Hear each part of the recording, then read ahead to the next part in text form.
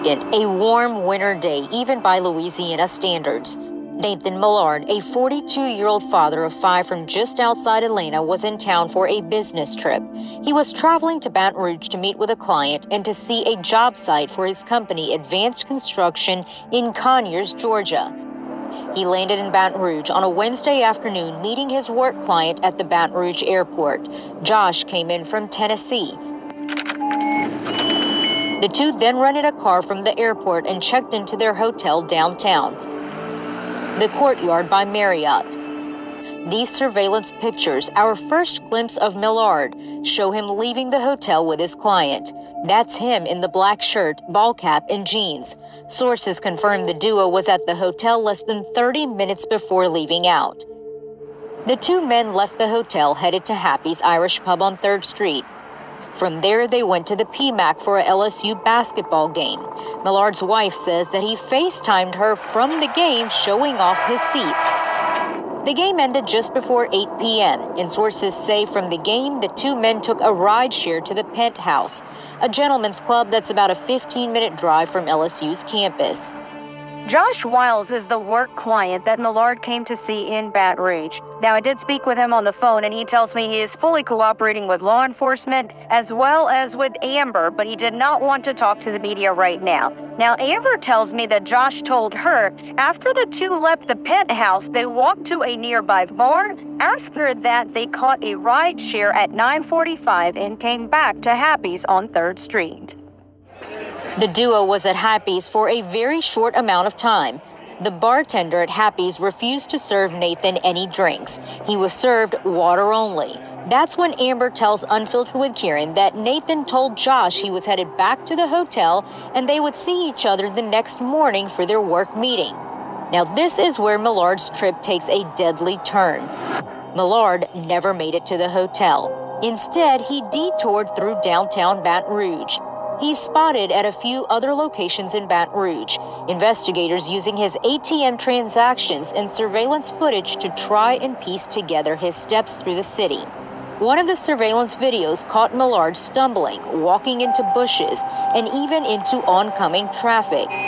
But much of where Millard went and what he did that night remains a mystery.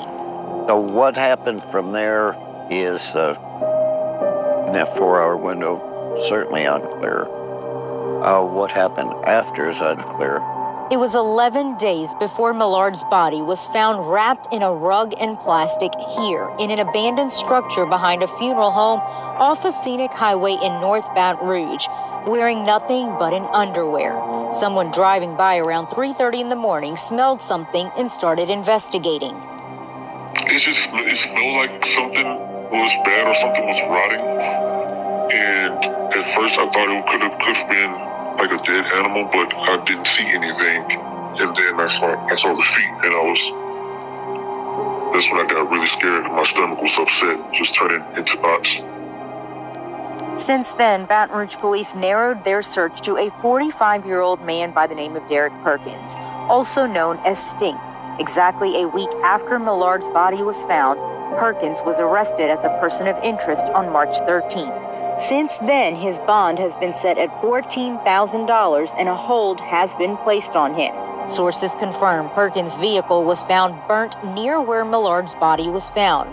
A cadaver dog is who led officers to the trunk of the burned vehicle. Unfiltered with Kiran has also learned Millard was last seen with Perkins on February the 23rd around 4:30 in the morning at the Kangaroo Express on Highland Road. Millard was in a car with Perkins and a woman believed to be a prostitute.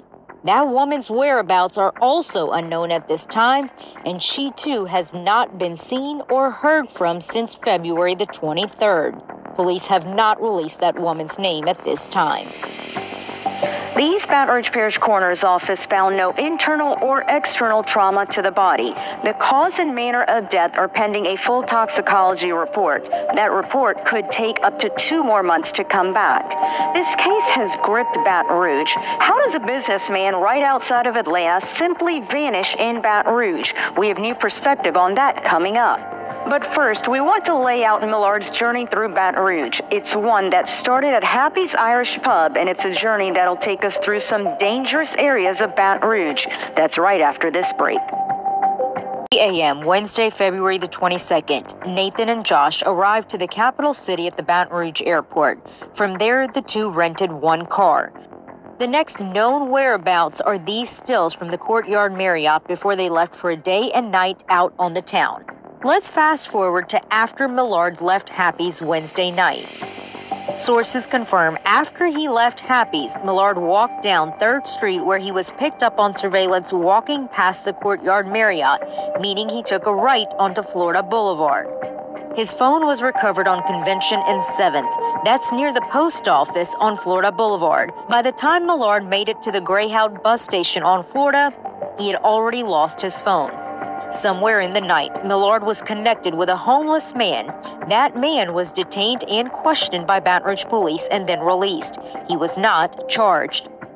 Around 2:30 in the morning on February 23rd, Millard was seen at the Greyhound bus station on Florida Boulevard. Sources tell Unfiltered with Kiran that the homeless man guided Millard towards the ATM near the Greyhound bus station. We talked to a lady at the bus station, actually talked to him, and he apparently was having some confusion how to get back to the motel, and she said, well, give me your phone and I'll go ahead and put the directions in there, and he said, well, I lost my phone. So we know that he talked to somebody there. Police say the security guard at the bus station offered to call him a ride or even call police for him, but police say Millard, quote, he didn't appear to be in distress, and he left there under his own accord. But Amber disputes the claim that Nathan was not in distress. She says she was told Nathan believed he was being followed. After taking around $100 out of the ATM, he put the money in his pocket. Amber says that she is told Nathan approached the security guard and said if someone mugs me, they would get the money out of my pocket, but that they could not get my debit card. That's when sources say he took his debit card out of his wallet and stuck it in his boot. Amber added when Millard asked the security guard how to get back to his hotel, she let him out a back door and told him to walk straight to his hotel and not to stop or talk to anyone he believed was watching him. Millard would lose his wallet after leaving the Greyhound bus station. It was found nearby. The next time Millard is seen, he was in a car with Derek Perkins and a woman at 4:30 in the morning at the Kangaroo Express on Highland Road. It's unclear how or when Nathan ended up in that car. To help fill in some of those gaps, we got our hands on Nathan Millard's debit card transactions. His wife Amber provided those to us. We saw transactions and stops at various locations in Baton Rouge. Shortly after 2 a.m. on February 23rd, Millard checked his balance at an ATM. At 2:09 a.m., he withdrew $20 from that same ATM. 2:33, Millard took out $100 from the ATM at the Greyhound bus station we told you about. Sources tell us all of those transactions were Millard. The rest of these transactions are believed to have been someone else. At 5:21 a.m., there's a purchase for $23.75 at a location on East Washington Street. 5:27 a.m. at an ATM on Florida Street, someone checks the balance. 5:28, the ATM again on East Washington Street, someone checks the balance. 5:30, back on Washington Street, there's an ATM transaction for $103.75. The next several charges did not specify an exact address, only that they were made in Baton Rouge. Noon, February 23rd, there's a charge for $30.16. 12:07 p.m., a charge $28. 12:47 p.m., a charge of nearly $27. 1:07 p.m., $79.99 charged on the debit card. 1:16 p.m., a charge for $24.74 was unsuccessful. The next morning on February 24th around 6 a.m., a charge for $26.63 shows up as pending. The next day, February 25th, around 4:30 in the morning, when the card was used, the charge was denied. Are there cameras on these ATMs, though? There are. They, I think detectives, I don't know, who was using them. There are a lot of people out there who are sitting here asking things, which a lot of things cannot be dealt to the public yet because it's part of an ongoing investigation. Right. We want to be an asset on this and not a liability. Millard's wife came to Baton Rouge on February the 24th, one day after he was reported missing. She has been very critical of Baton Rouge Police's handling of this case. It's why she's asked state police to come in and take over. Home. He loved his kids, loved his daughter, loved his family. Nathan Millard's best friend, Devin Corbett, says the two last spoke the Tuesday before Millard came to Baton Rouge about grabbing lunch later that week. I want to say he called me Wednesday morning, and I couldn't catch it. I was just busy at work, and anyhow, I called him back on Thursday. I actually tried to text him as well, and didn't get a response at all. I mean, we at least would text back, "Hey, I'm busy." So it's just a little strange. And a little later in the day, I tried to hit him up again, and it's just kind of weird. I had a feeling. I had this weird feeling. And then I got a message later from Amber letting me know that he was missing. Corbett spoke candidly to Unfiltered with Kiran. I'd like to just go ahead and speak on his relationship with his children from his previous marriage. There had been some strain and some space with that, but he talked about them all the time. He missed them. He loved them. And, if they're listening, I hope they know. I want them to know that he spoke about them often. I know Nathan would want them to know that he still, he cared for them a lot.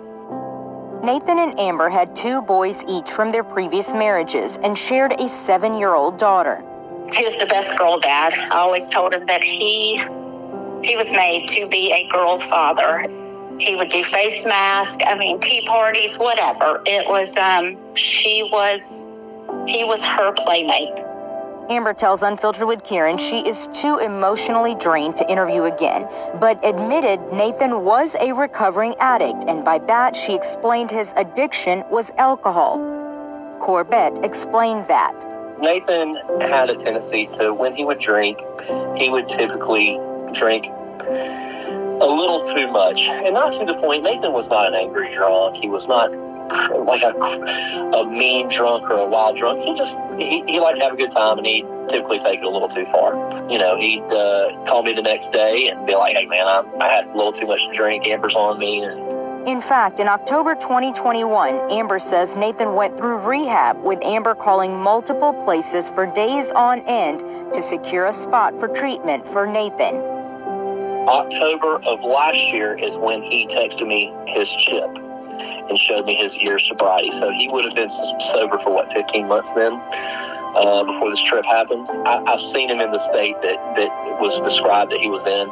If he was being cut off from drinking at bars, he was probably a little bit out of his mind. I feel like he was taken advantage of, and I feel like something nefarious happened to him that night.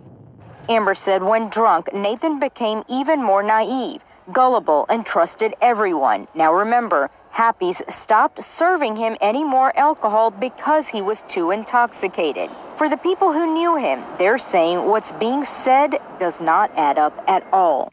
He was very charismatic, tried to make friends with everybody, had a really good time. He was the kind of guy that when we would get to see each other for lunch, he'd come up and hug me and tell me he loved me. And that's, for me as a guy, it's a little strange for me, but he was just a caring, genuinely loving guy. Nathan didn't go there with the intentions of getting completely whacked out of his mind and not seeing his family the next day. Something happened. That car was burnt for a reason, to cover up things. He's referring to the car Millard was last seen in around 4:30 a.m. on Highland Road, a stolen car with Derek Perkins inside it and a prostitute. From what I understand, the prostitute was an acquaintance of the man that was arrested, and I think they were just probably together. Nathan was not one to indulge in prostitution. Never. And I can tell you that Nathan sold me the good, bad, and ugly of everything he's ever done. Corbett's entire reason for speaking up is the idea that Millard lived a risky lifestyle, and somehow he did this to himself. At no point in time on any of the information that we've received or the videos that we've seen does Mr. Millard appear to have been in any sort of distress. He appeared to be at those locations under his own power. They're doing everything in their power to make this look like it was Nathan that asked for all of this. And what goes through you to hear that? It's gut-wrenching, and it makes no sense. Amber has been critical of BRPD's handling of Millard's case from not only what was said in the news conference. It didn't appear that there was anything taking place criminally.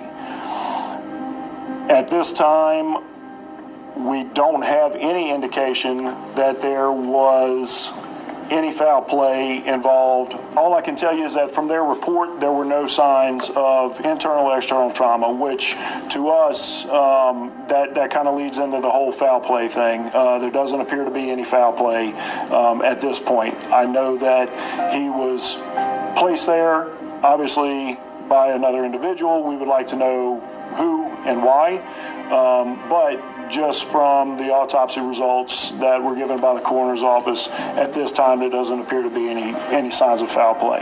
But also from the handling of evidence. BRPD did not keep his cell phone or metal wallet clip, not to mention the rug left behind at the scene that Millard was found in. Whenever we go to a crime scene, our detectives and our crime scene investigators, they confer with each other on what needs to be taken and what doesn't.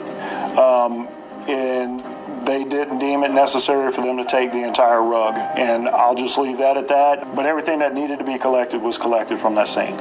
Since then, sources tell Unfiltered that the rug was removed on Tuesday night and properly disposed of. That's one day after Millard's body was found. It came after the department took a beating publicly of why they would leave evidence on scene. All these reasons are why Amber has not only called the Louisiana State Police, but also emailed them, requesting them to officially take over the investigation from the Baton Rouge Police Department. I just feel like clearly if they are struggling with this investigation, then maybe they can humble themselves and ask for outside assistance, like the state police, to come in. There's so many unanswered questions that just the puzzle pieces aren't adding up. Since that request, however, she says she has not heard a word from state police, and she added the Baton Rouge Police Chief Murphy Paul and Mayor Sharon Weston Broom have never reached out either. This firm Happening at the East Baton Rouge Parish Coroner's Office. With no visible trauma to Millard's body, the final cause of death, and important evidence for the police investigation are all waiting on that full toxicology report. We sat down one-on-one with the East Baton Rouge Parish Coroner, Dr. Bo Clark, who's giving us new perspective on Millard's death and where things stand on the case. Fill us in on Nathan Millard's case as much as you can. Sure. So right now the case is still pending investigation. We're waiting specifically on our toxicology report to come back. And that takes about 10 weeks from the time we send it off because we use a national laboratory to get the best quality results. And the reason it takes 10 weeks is because there's been a national explosion with the opioid epidemic in general that a lot of different people are using the same laboratories, the two that exist. What are you looking for in the toxicology? So we typically order a panel that's called drugs of abuse panel, okay? And those are the most common drugs that we see through our investigations and even nationally through other investigations that people use and misuse, and it's specifically the illicit ones that result in people's death. So we typically start with that panel.